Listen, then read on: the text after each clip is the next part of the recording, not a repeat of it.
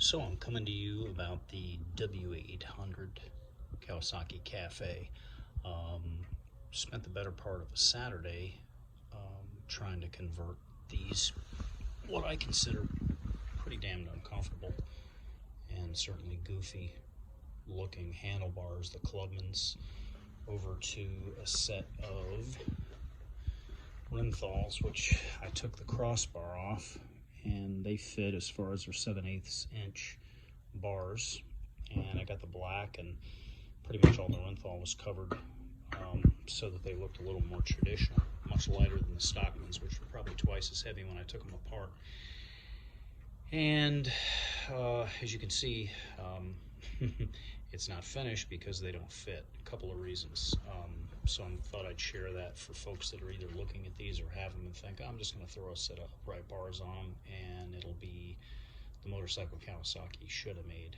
And other than the bars, I think this is a really good looking bike.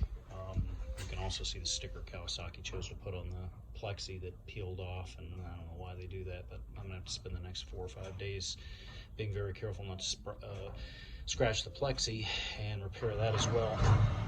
Anyway,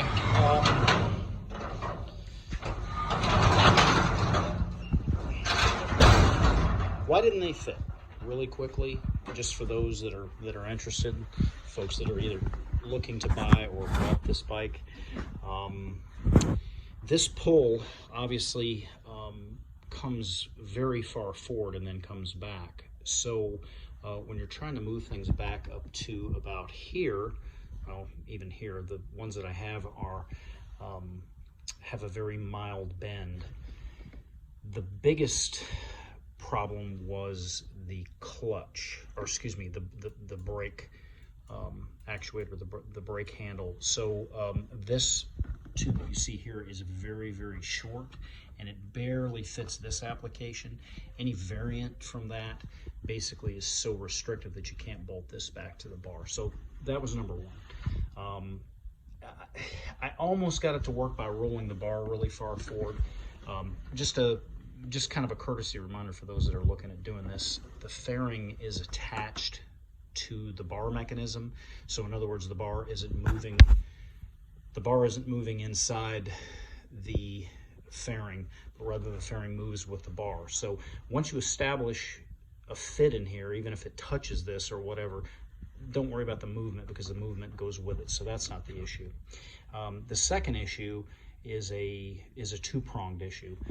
These controls, accelerator, the engine kill, starter switch, and on the left side, high beam, low beam, turn signals, and horn are clamshell style, and they pop off. They grip the butt. They really don't have a grip on the bar per se. They have two Phillips head screws in the bottom, and they're basically pot metal coated over, and inside they have a pin that drops into a hole which is pre-drilled into these steel bars, and that actually kind of keeps them aligned and keeps them from spinning. So they don't really grip that well, and that keeps that hole, that pin and hole system, male and female system, keep this whole thing kind of locked in and moving. So when you go to a standard, say a Rinthal bar, which they recommend you don't drill, there is no hole, and so now the clamshell won't fit. So this clutch, or excuse me, I keep saying that, it doesn't have a hydraulic clutch. It has a manual clutch, but it does have obviously hydraulic brakes.